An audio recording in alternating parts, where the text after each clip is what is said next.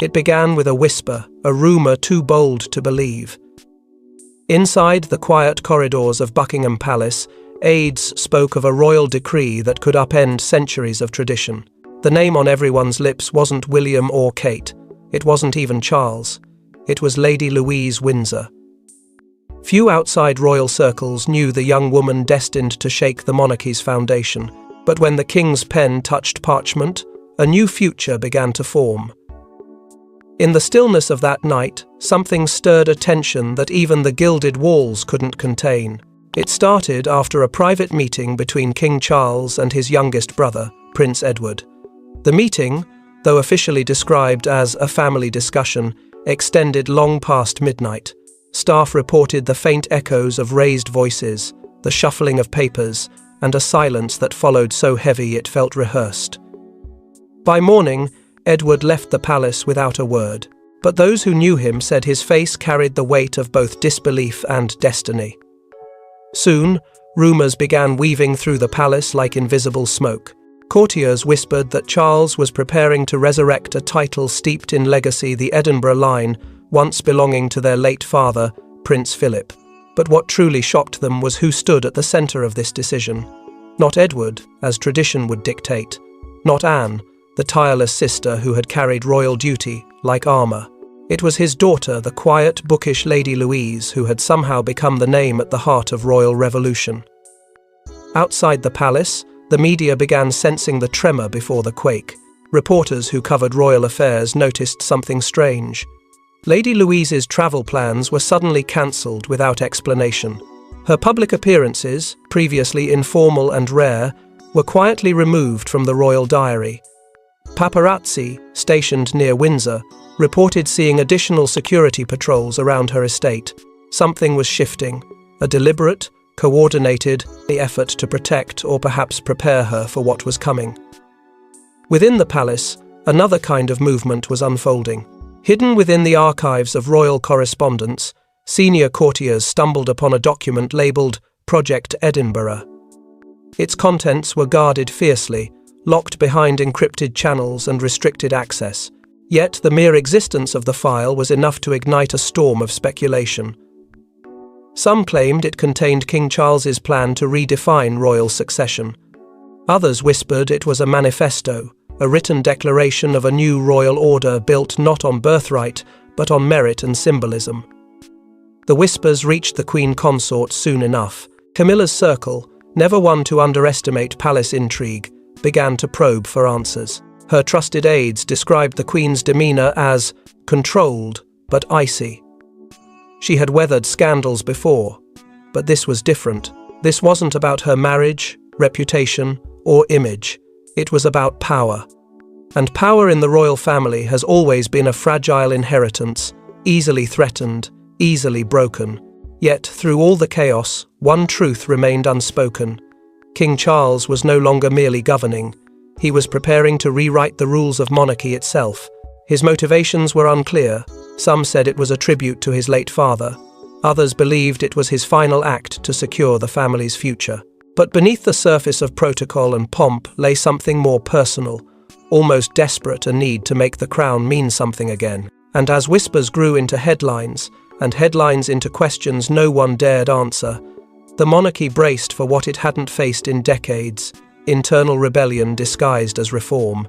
And when the sun rose over Windsor the next morning, the rumour was no longer just gossip, it had become a royal reckoning. For years, she had been invisible, the quiet daughter of Prince Edward and Sophie, Duchess of Edinburgh. While others basked in royal attention, Lady Louise watched from the shadows, her grace unnoticed, her lineage underestimated. But history, it seems, had been waiting for her moment. And that moment arrived the day Charles realised that the monarchy's survival might depend on the one royal no one had ever truly seen. From the beginning, Louise's life was shaped by deliberate distance.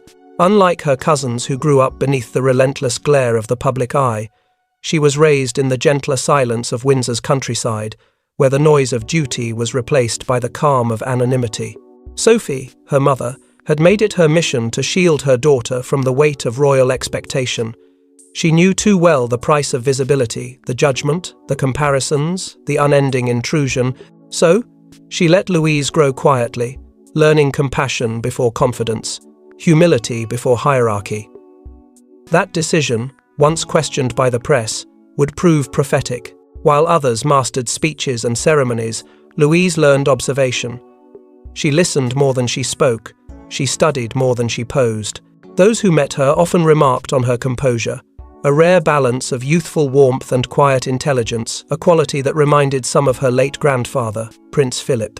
But what few realized was that Philip's presence lingered in her life in ways more powerful than anyone could imagine.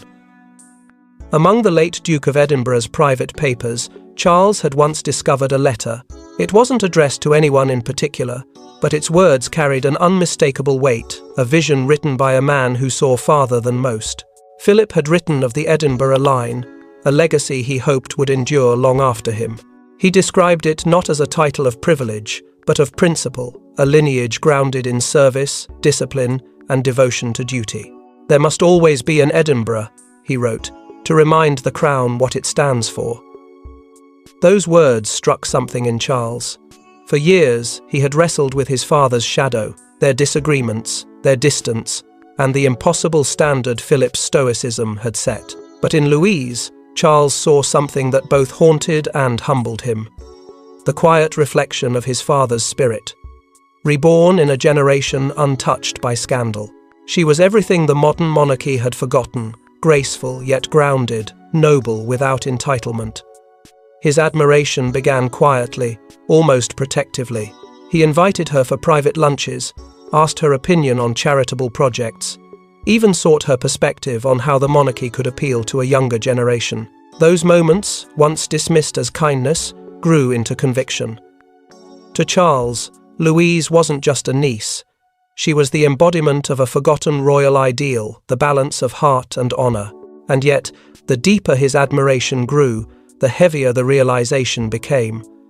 For in rediscovering those virtues through her, Charles was forced to confront how far the monarchy had drifted from them. The scandals, the rivalries, the endless battle for relevance, all of it had corroded the dignity the crown once commanded.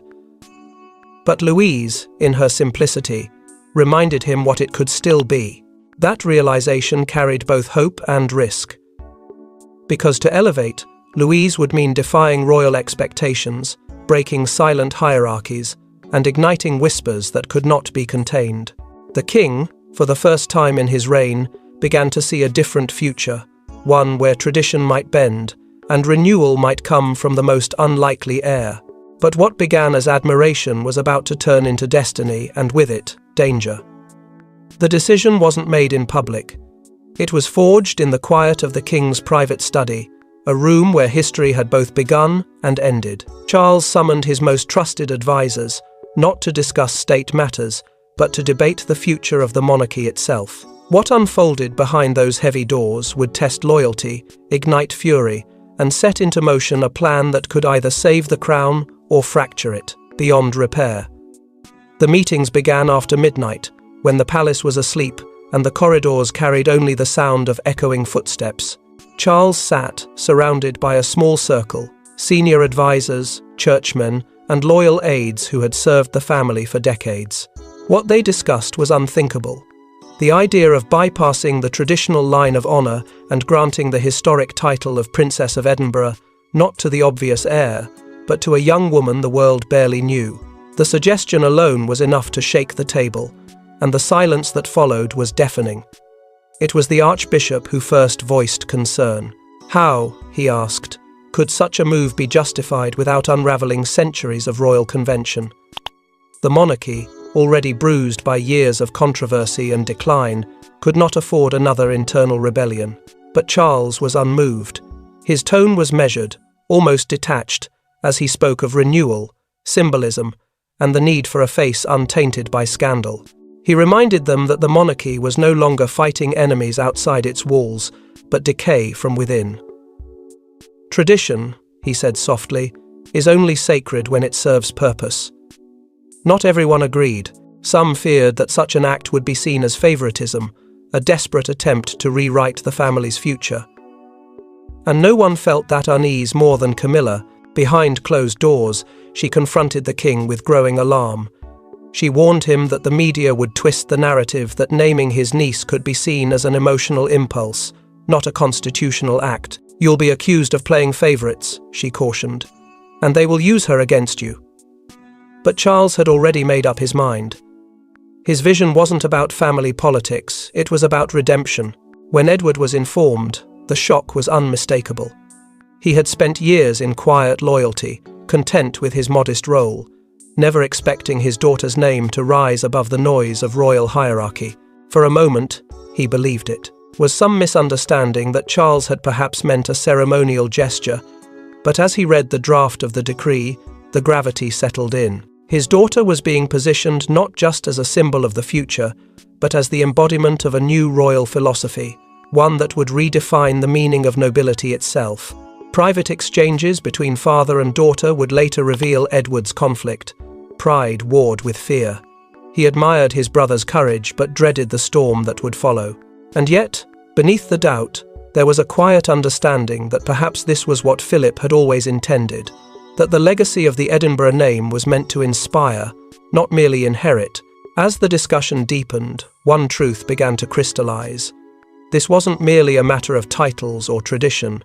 It was a reflection of Charles's deeper struggle, a monarch torn between the shadow of his parents and the weight of his own ideals. In Lady Louise, he saw not only continuity but transformation, a reminder that the monarchy could still evolve without collapsing. And so, as the night drew to an end, a hidden clause was inserted into the draft of the royal decree, one that would ensure her title, once bestowed, could never be rescinded by public or parliamentary pressure. It was a masterstroke of royal strategy and defiance in equal measure. By the time dawn broke, the ink had dried, but so had Charles's peace of mind. It was a document like no other, sealed in crimson wax and stamped with the royal crest. When King Charles signed the historic Edinburgh Decree, centuries of tradition bowed to a single stroke of his pen. But behind that royal flourish lay a secret that no announcement could hide, because this decree didn't just crown a princess. It redefined power, bloodlines, and the very soul of the British monarchy. The official announcement, known as the Edinburgh Restoration Act, was released in the early hours of a quiet spring morning. Royal reporters, accustomed to routine statements about engagements and ceremonies, were blindsided. The king had declared the revival of the ancient Edinburgh title, not for a seasoned royal or a senior heir, but for his young niece, Lady Louise Windsor. The headline hit like a thunderclap. Within hours, the media landscape erupted into confusion, disbelief, and intrigue. Commentators scrambled to decode the motives behind the move, each theory more speculative than the last.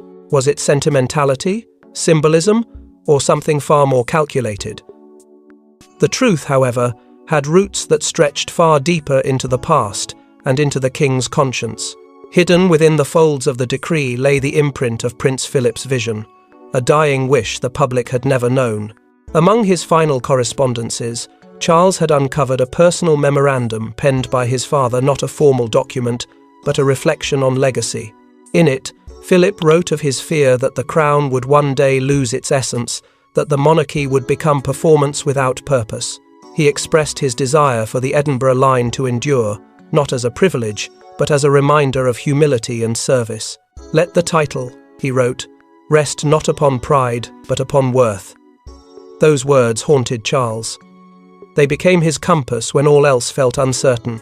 Yet within the royal circle, the reaction was anything but reverent.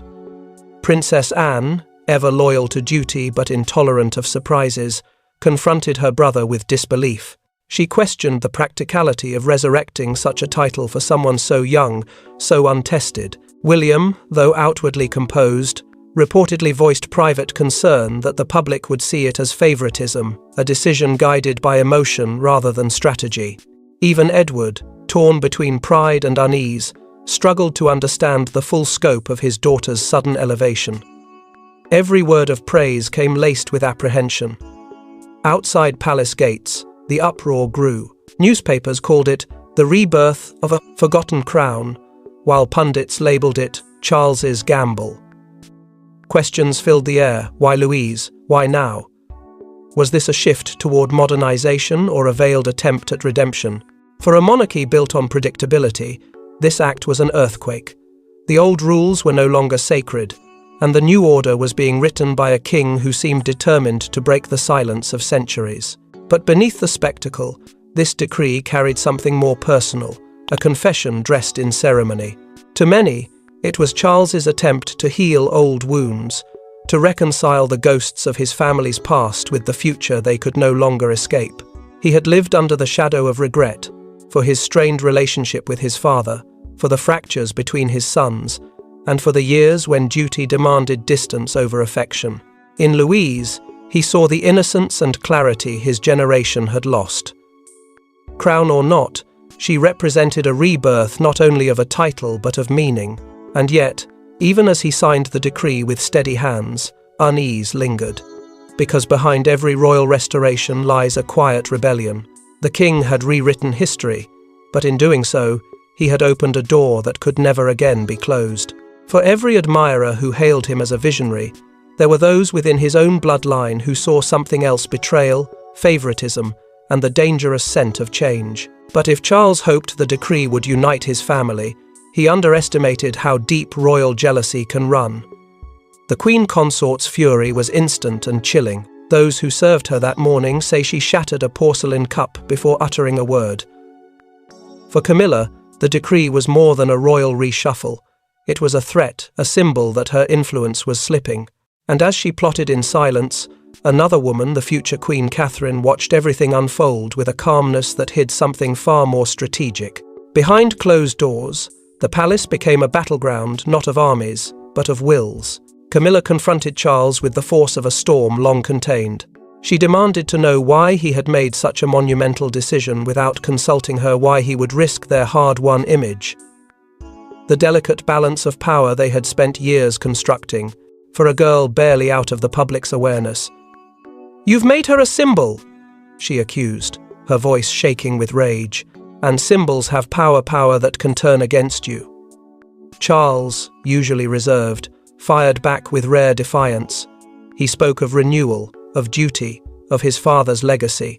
But beneath his words, there was guilt, a guilt she could sense and exploit. For Camilla had always known the king's greatest weakness wasn't the press or the public. It was his heart. Their marriage, once an alliance of mutual understanding, now revealed its cracks. The Queen Consort saw herself being pushed further from the centre, her influence diluted by new forces rising around the king. Sophie, steadfast and trusted, and now Louise, whose innocence and lineage had captured the public's sympathy. For the first time, Camilla felt the ground shift beneath her, the old order fading. Her fear wasn't just about losing favour, it was about losing relevance. Meanwhile, Catherine observed in silence. The future queen had learned long ago that the greatest power within the monarchy wasn't in speaking, it was in waiting. Her silence was not passivity, it was precision. As Camilla's temper burned, Catherine watched the embers scatter, knowing that every misstep made by the Queen Consort only deepened her own quiet ascendancy. Aides noted her composure during private engagements, her calm reassurances to a worried William, and her refusal to be drawn into gossip. She was the antithesis of chaos, and that made her the most dangerous presence in the room. Outside, the media began to fan the flames. Headlines split the royal narrative in two. Team Tradition, embodied by Camilla and Princess Anne, defenders of the old order, versus Team Reform, led by Charles, Sophie, and the newly appointed Lady Louise, the so-called reluctant princess. Public opinion fractured. For every supporter who hailed the decision as visionary, another called it reckless. The crown, once the symbol of unity, now represented division. Camilla, unable to control the narrative, turned to her allies, leaking fragments of discontent through well-placed sources. Subtle stories appeared, whispers about Charles's emotional instability, about influences manipulating the king. Yet every attempt to reclaim dominance only fueled more scrutiny. The image she had spent decades rehabilitating began to unravel, not through scandal, but through perception. Catherine, on the other hand, played the long game. She offered no statements, no opinions, but her silence spoke volumes. The public began to view her as the steady hand amid royal turbulence, the figure of restraint and dignity the monarchy so desperately needed. Behind her composed demeanour, however, she understood exactly what was unfolding.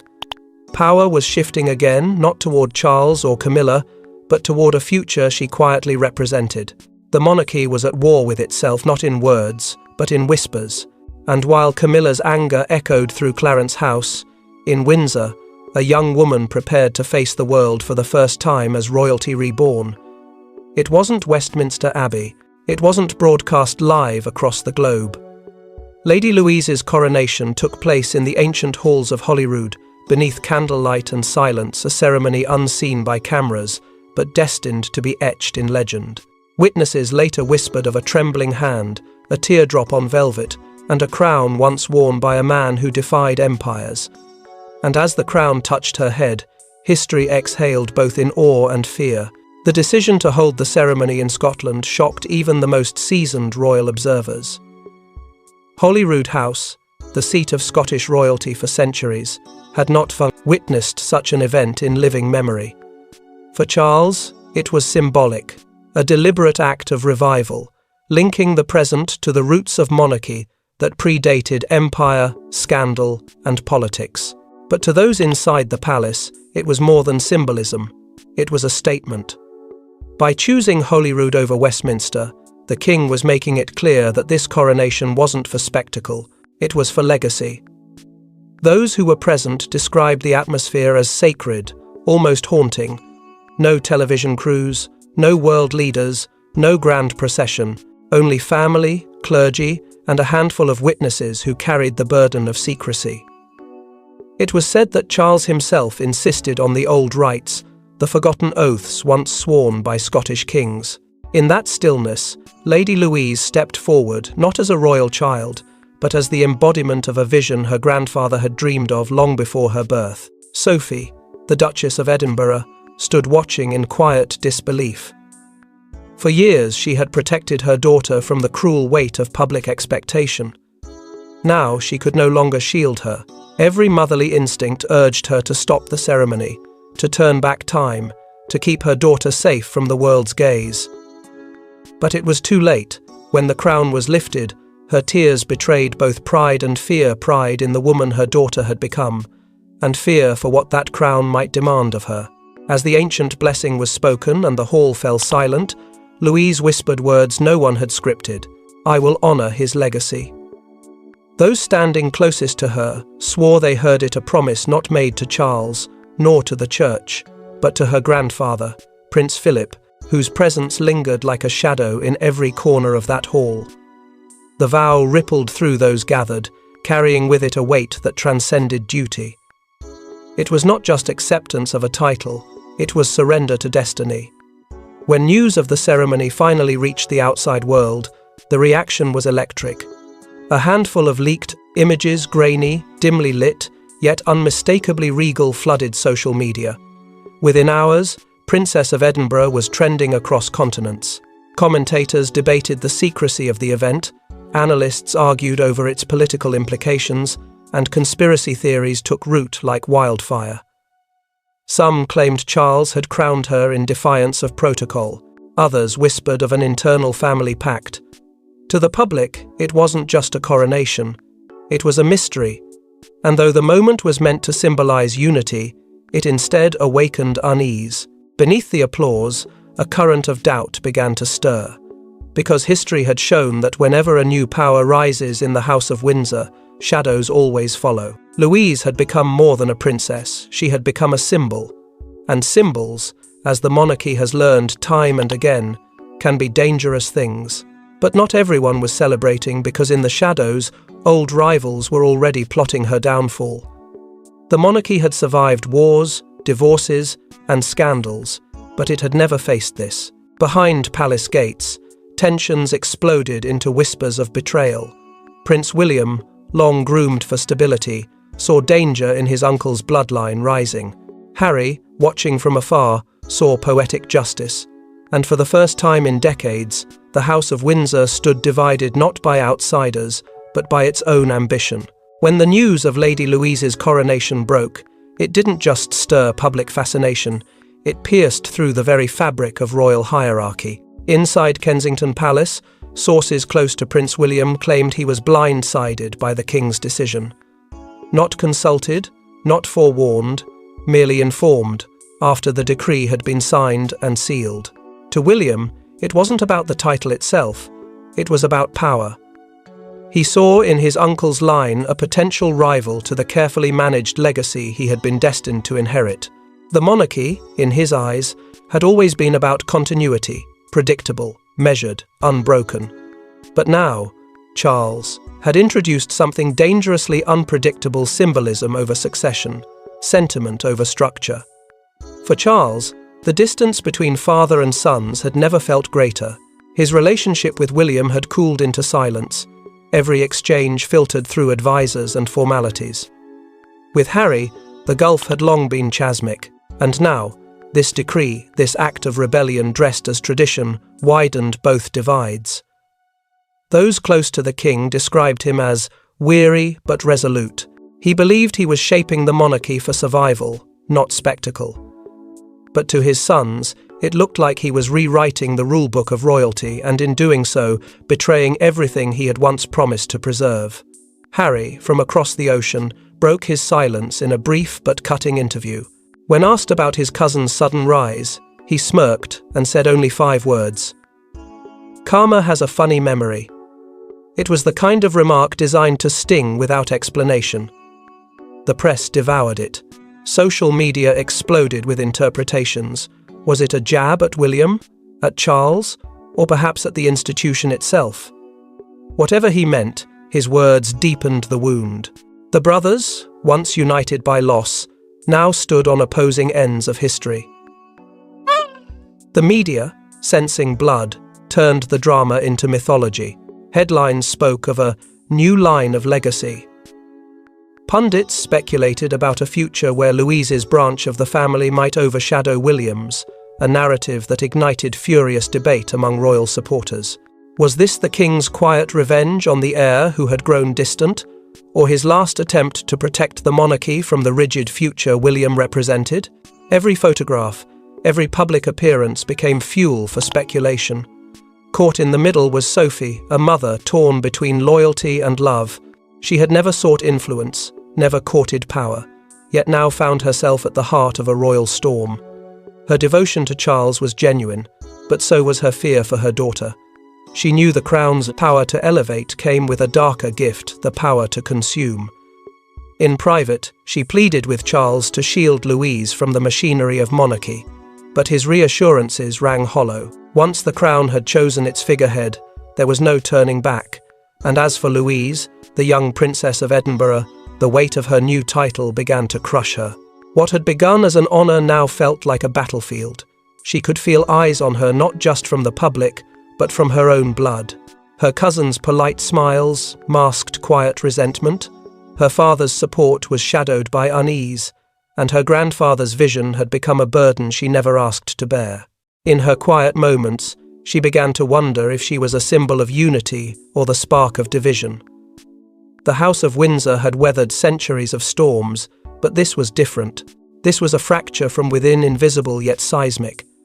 Every conversation carried tension, every public gesture layered with coded meaning.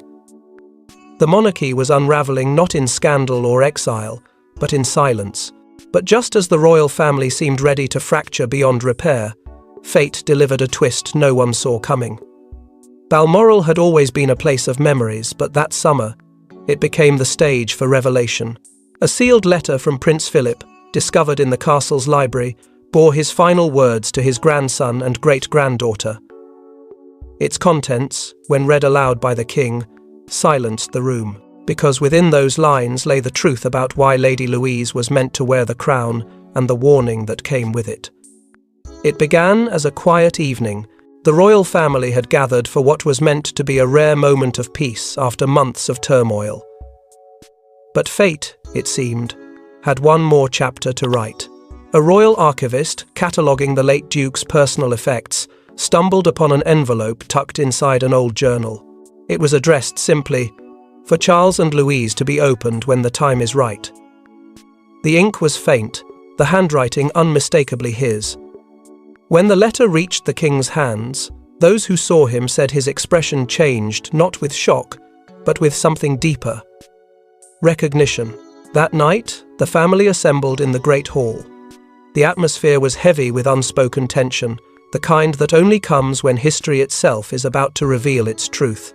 As Charles unfolded the paper, the words seemed to echo through time. Philip's letter was not a message of sentimentality or nostalgia. It was a confession, a reflection, and a prophecy. He wrote of his fears for the monarchy, of the growing distance between duty and emotion, and of the danger that comes when ambition disguises itself as purpose. His handwriting trembled slightly, but his conviction was clear. Blood honors duty, not ambition. The sentence struck like lightning. For years, the family had been consumed by ambition for control, for image, for influence. But Philip's words were a reminder that the monarchy's survival depended not on dominance, but on devotion. As Charles read aloud, the bitterness that had divided them began to soften. For a fleeting moment, father and sons, brothers and sisters, rivals and allies, all were bound by the echo of one man's wisdom. Even William, his jaw once set in silent resistance, lowered his gaze. When he finally looked up, his father saw something he hadn't in years: understanding. For Louise, the revelation cut even deeper. She realized then that her coronation had never been about power. It had been about preservation. The Edinburgh title, once thought to be her inheritance, was in truth her grandfather's final test. She was not chosen to lead, but to remind, to embody the humility and resolve that the crown had nearly forgotten. Her crown was both a symbol and a sentence, a promise to uphold duty even when it demanded sacrifice. And in that realization, she understood what her grandfather meant all along. The weight of history is not carried by those who seek it, but by those who are chosen by it. The air inside Balmoral shifted that night. Old resentments faded, if only for a moment, replaced by something unfamiliar: unity. It was fragile, fleeting, but real. For the first time, Charles felt that perhaps his father's spirit had returned, not to judge him, but to guide him. He looked at Louise and saw not rebellion, but redemption. The monarchy, for all its fractures, had found its reflection in a single act of remembrance, and as the wind howled through the Scottish hills, one final announcement would ensure this story became immortal. In a world divided between tradition and progress, the crown found its bridge, a young woman with a quiet voice and a name reborn. Lady Louise, Princess of Edinburgh, stood before a nation that had doubted her, and smiled not with power, but with purpose. For the first time in decades, the monarchy's story wasn't about scandal or sorrow. It was about renewal and the girl who carried its hope. When Louise stepped into the public eye for the first time as Princess of Edinburgh, the world held its breath. Her voice, soft yet unwavering, carried a message that transcended ceremony. She spoke not of lineage or privilege, but of duty, compassion, and resilience. "We do not inherit service," she said. "We choose it, every day, through grace." Those words rippled across the nation, a quiet declaration of what monarchy could be in a world desperate for authenticity. In that moment, she didn't just restore faith in the institution, she redefined it. The king watched from the wings, his expression heavy with pride and reflection. In a gesture that stunned even his closest aides, Charles later ordered a new portrait to be hung in Buckingham Palace, one that placed Lady Louise beside the late Queen Elizabeth II. To many, it was symbolic, almost prophetic. The Queen had represented duty perfected, Louise represented duty reborn. The two portraits, side by side, became the visual embodiment of continuity and change, the monarchy's eternal struggle between what it has been and what it must become. Public sentiment began to shift in ways no royal strategist could have engineered. Polls rose, criticism softened, and for the first time in years, the royal family became a story of unity rather than fracture. The press, once relentless in its scrutiny, found itself disarmed by sincerity. Louise's humility contrasted sharply with the noise of modern fame. She spoke little, worked quietly, and carried herself as if aware that every gesture could heal or harm. Her presence calmed what years of controversy had inflamed. To the people, she was not just a princess, she was a promise. From this transformation emerged what historians would later call the Edinburgh Doctrine, King Charles's final vision for the monarchy. It was a philosophy, not a decree, that power must be balanced by empathy, and tradition must serve the people, not itself. In speeches and actions, Charles emphasized this renewed purpose, a monarchy less about crowns and more about conscience. And at the heart of this doctrine stood Louise, the embodiment of everything her grandfather had dreamed and her uncle had dared to restore. Within the family, long-buried tensions softened into uneasy peace. William and his father shared cautious smiles that hinted at reconciliation. Sophie's eyes, often lined with worry, now shone with quiet pride. Even those who had once doubted the king's choice found themselves moved by the outcome. For a brief moment, the House of Windsor felt whole again, its fractures sealed not by power, but by grace. And yet, beneath the triumph, shadows lingered. Because every crown, no matter how noble, carries a cost. Louise had inherited not just a title, but a burden, the expectations of a nation, the legacy of a dynasty, and the whispers of those still waiting to see her stumble.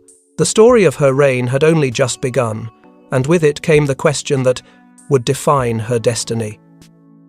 And so, the story ends not with a coronation, but with a question. What happens when the crown chooses its own heir?